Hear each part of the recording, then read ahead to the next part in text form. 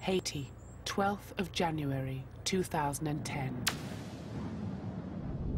38 seconds changed this impoverished country forever.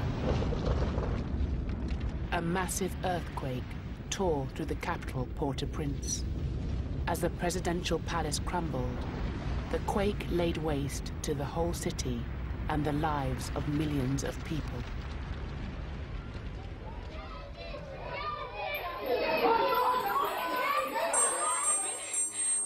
The war is coming to an end! The impact of Haiti's earthquake will be felt for generations.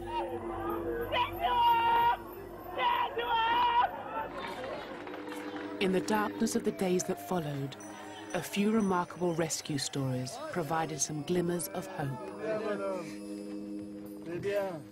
Month by month, those who'd been trapped beneath the rubble have begun to pull their lives back together. We follow the struggle of one survivor's family to put a roof over their heads.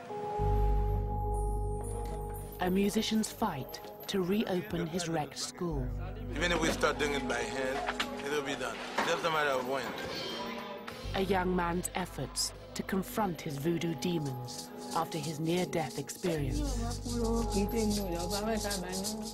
And an abandoned child whose carers believe her best chance of a future is in escaping Haiti altogether. Through their battles to rebuild their lives, we watch the country's first faltering steps out of the rubble and towards recovery.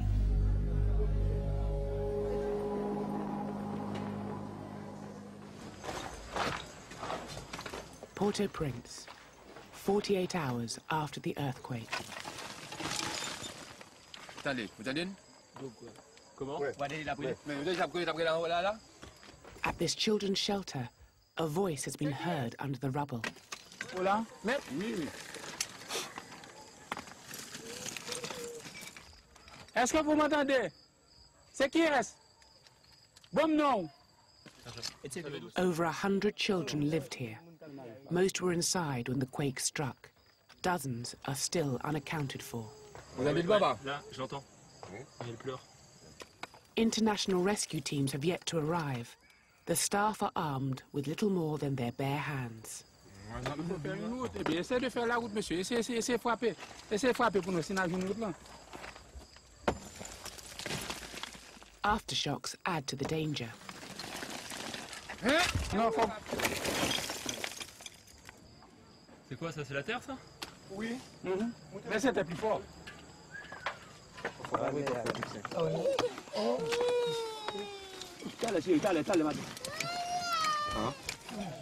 The cries are getting louder. It's a little girl. Ok, chef, ok. Non, là, lieu. On va venir moi-même. On va venir moi-même. Monsieur, moi, retirez ça avant nous. After hours of digging, they finally see the girl's head. She is wedged between a concrete slab and a blackboard holding back the debris.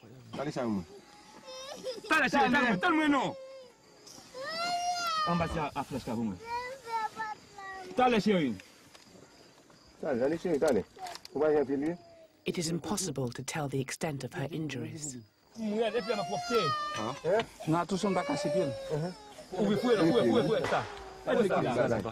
Non, mais tu m'en as coffré. Non, mais c'est...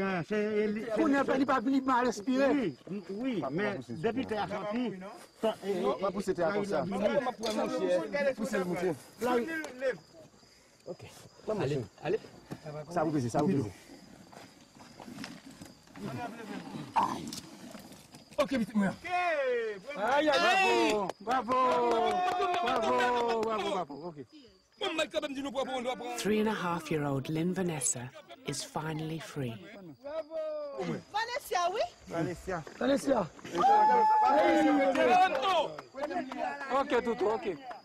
Despite being pinned in for almost 60 hours with no food or water, Lynn Vanessa has suffered only minor cuts and grazes. Her ordeal, though, is far from over. The following days reveal the scale of the disaster. hundreds of thousands are dead or injured. Government and infrastructure are all but wiped out. Aid teams descend on Haiti, but the task confronting them is overwhelming. In a country of 10 million, over 1 million are left homeless. At the shelter where Lynn Vanessa was rescued, director Evelyn Louis-Jacques surveys the damage. There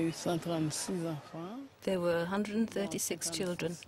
56 died, and also one of the nurses died. It was home to some of Haiti's most vulnerable children, and it was Evelyn's life's work.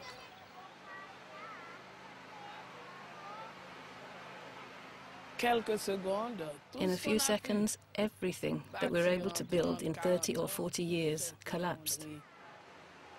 Poverty drove desperate parents to leave their children here. Now many lie dead under the rubble. To lose 56 children in one fell swoop is enough to make you go mad. Innocent lives. What evil had they done? Nothing at all. But it was their fate. Since she was pulled out, Lynn Vanessa has barely spoken to anyone apart from her nanny, Rosanna.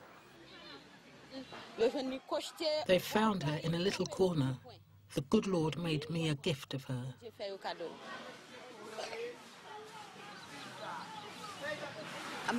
She needs to sleep. I told my little child it's the good Lord who's done his work. The earthquake destroyed the house, and that's why she was under the rubble. I explained this to her. She stroked my face and fell asleep.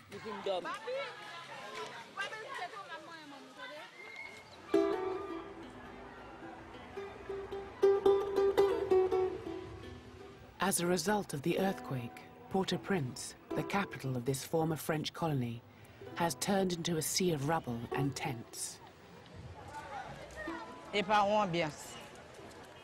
Since her house was destroyed, Elsie Clerget and her children have been forced to live in one of the makeshift camps that have sprung up around the capital.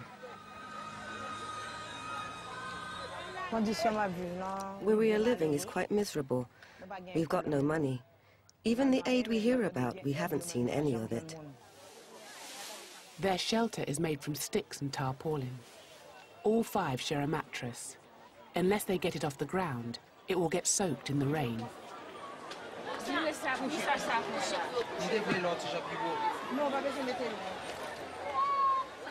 When the earthquake struck, Elsie's youngest son and daughter were buried in the rubble of their house. For 9 days, she thought they were both dead. For all those 9 days, I never went back to the house. I never went. I was just crying that I had lost 2 children. But then a neighbor went there looking for some clothes. He heard a noise and came closer. He thought it was a ghost, a zombie. He thought surely after 9 days there couldn't be anyone still alive.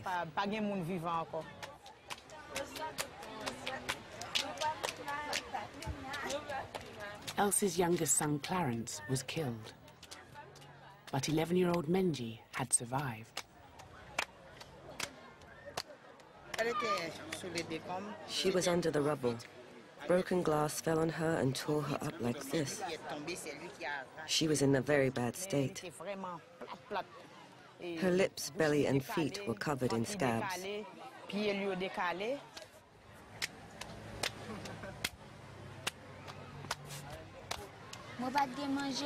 I had no food or water. When I was thirsty, I drank my wee. Everyone tells me it was a miracle. They say I'm special and that God loves me. I said God is loyal, God is great, and I was really happy. Elsie couldn't save her son, but she is determined that the lives of her remaining children are not destroyed because of the earthquake as well. My hope is to find somewhere permanent for me and the kids. We haven't got a plan B, really. For us, it's hard to see a future. The earth might shake again. We are just here, waiting. I've heard they might move us on from here, but it's just rumors.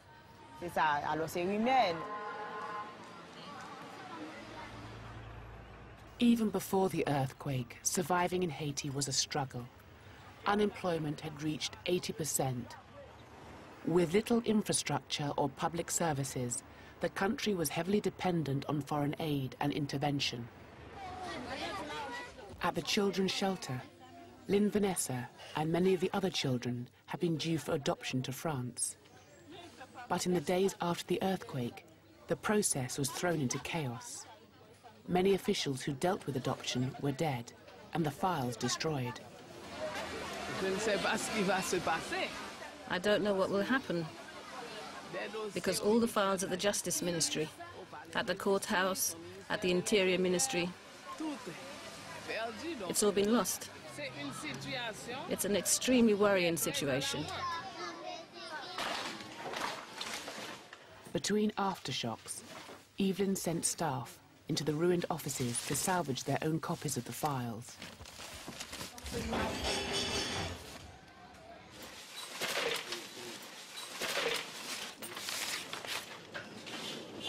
Le dossier, il y a tout, la naissance et tout, l'autorisation du bien-être. C'est important, mais malheureusement, celui-là est mort. The shelter is funded by the fees from couples who have paid to adopt Haitian children. After the earthquake, the French authorities continued to insist all adoption papers were in order to avoid the risk of child trafficking. This is the adoption, and here is the judgment. But they're not complete. The birth certificates are missing. Until the files could be pieced back together, the children had to remain on site.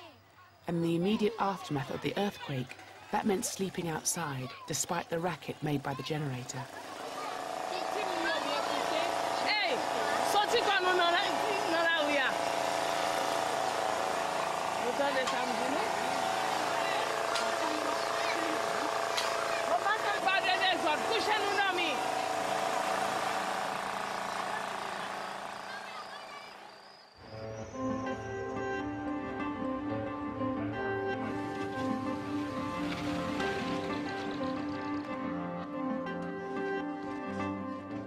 Before the earthquake, 24-year-old Wisman Exantus was a student and worked in a supermarket. 1 month on, he's returned to the ruins that nearly became his grave.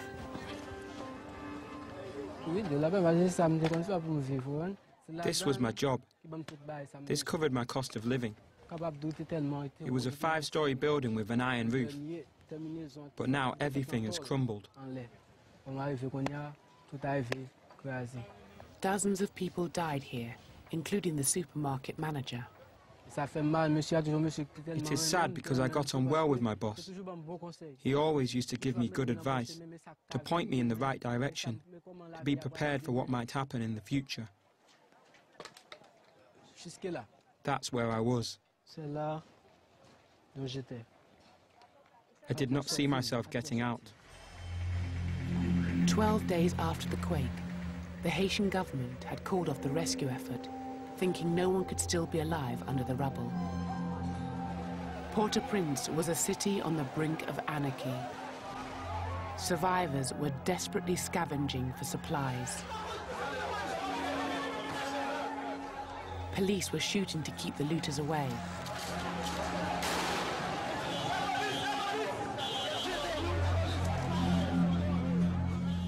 Under the supermarket ruins, Wismond lay undetected. I could hear people above my head.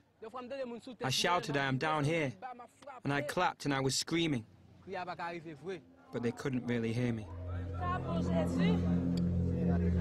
But his brother, Venisso, was still searching for him. I thought if he's alive, then he would be able to hear my voice and knock on something. I was yelling, "Wismond, Wismond," and knocking everywhere.